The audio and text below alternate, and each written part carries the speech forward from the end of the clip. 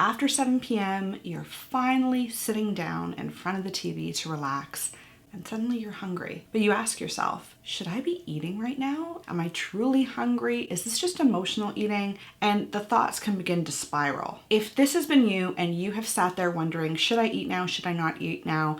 Am I actually hungry or am I bored? This is the video for you. I'm starting a new series on this channel and it's going to be all about emotional eating and how to manage it. So you're not going to want to miss a thing. If you haven't subscribed yet, hit that subscribe button and the notification bell in the corner so you're notified every time I post a new video, either about this emotional eating series or binge eating, intuitive eating, and all of the above. I'm Meredith McKenzie. I'm a binge eating therapist, intuitive eating coach, and the founder of the One Body to Love program. I've helped hundreds of women to tackle their emotional eating and learn to listen to their body's hunger and fullness cues so that they can live with true food freedom and eat intuitively. In our culture, we have been receiving messages all of our lives about how we should and shouldn't be eating. After 7 p.m. is bad.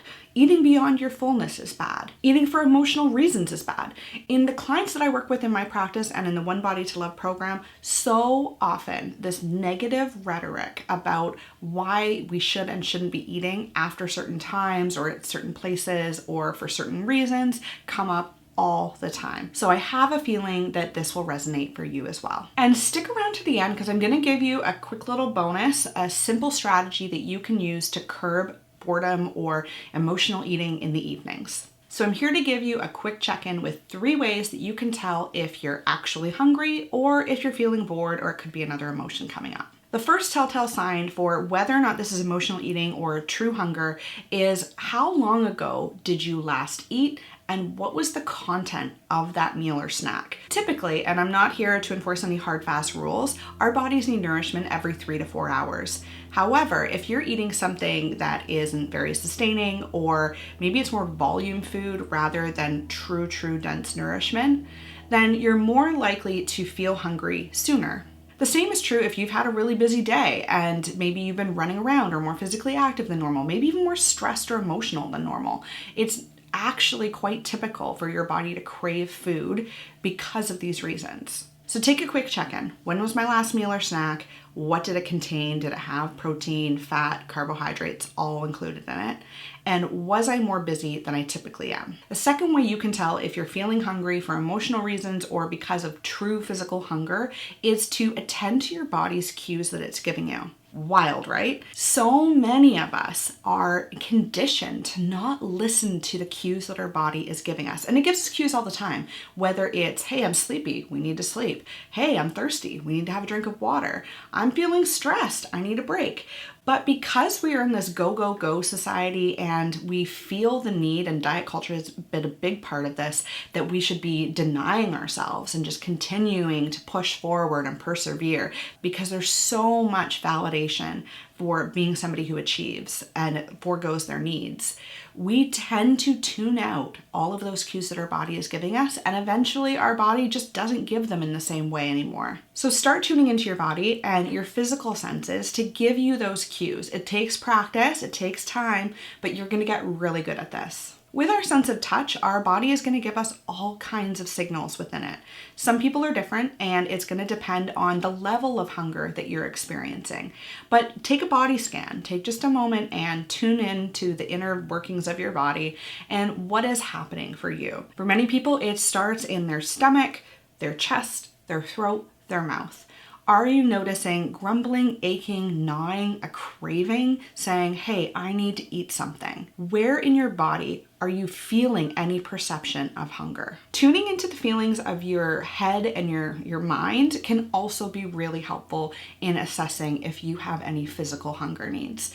Are you feeling a headache? Are you feeling lightheaded? Are you noticing that just your head just feels fuzzy and you're having trouble focusing? That can often be a sign of hunger. And while taste hunger is a thing, when we are physically hungry, our taste buds are going to be on high alert for anything that's going to come its way. So imagine for yourself, if you were to have a snack right now, how would your body respond to that? Would it be excited about it on an emotional level, or do you think it would be really feeling like, yes, this is going to hit the spot? This hit the spot feeling is intangible and hard to describe, but you know it if you've had it. If you can imagine yourself that if you had that snack, if you had that food right now, would it hit the spot? That's a good sign for you that you are physically hungry right now and it's not just eating for emotional reasons. And finally, what is your sense of smell telling you? Have you ever gone into a restaurant when you're super hungry, you're ready for dinner, and you can just smell all the aromas of the delicious food they're cooking? That is part of your physical hunger, telling you and keeping an eye out for what could be delicious and what you need to be eating to nourish yourself.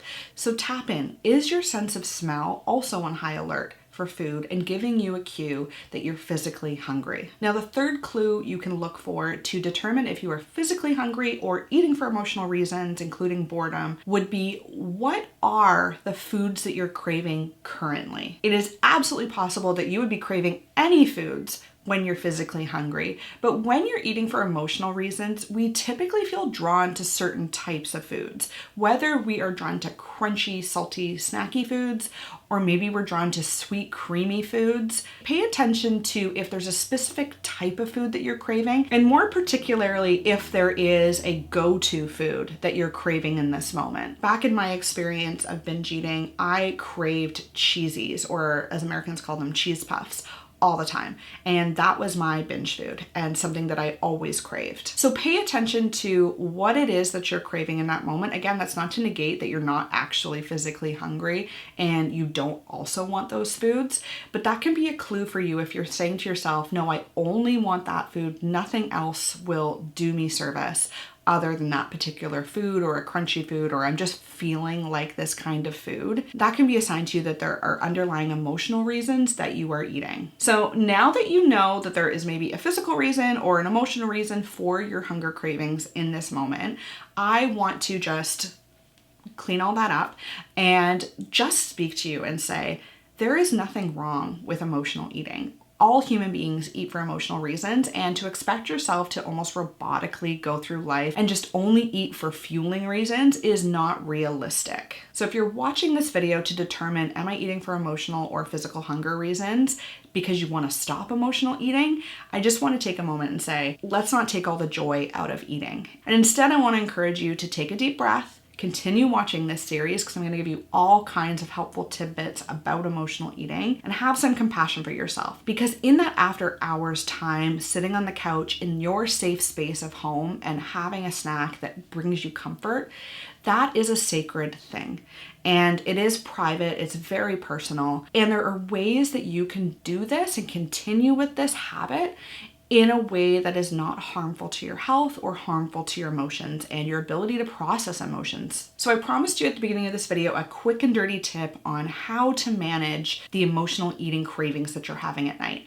And it has famously become called girl dinner, but I am a big fan of girl dinner. To put out a little mixed platter of foods and snacks that you can eat that has some emotional component to it. It has some of those bits and pieces of a food that you would really like to eat for emotional reasons, but then it also has other foods that tantalize and bring satisfaction to the snack that you're having. So if I'm craving something salty and crunchy, maybe I'm gonna have those tortilla chips, but I'm also gonna add in some dried apricots and some nuts and a little orange. And I'm gonna have a few different items on my snack platter that I can pick and choose from, and they're going to satisfy me both on an emotional level and a physical level.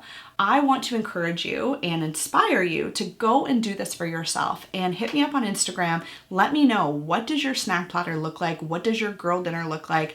I want to know, I want to see it, because I need that inspiration for my own as well. So I have a question for you, and I want you to put it in the comment section down below.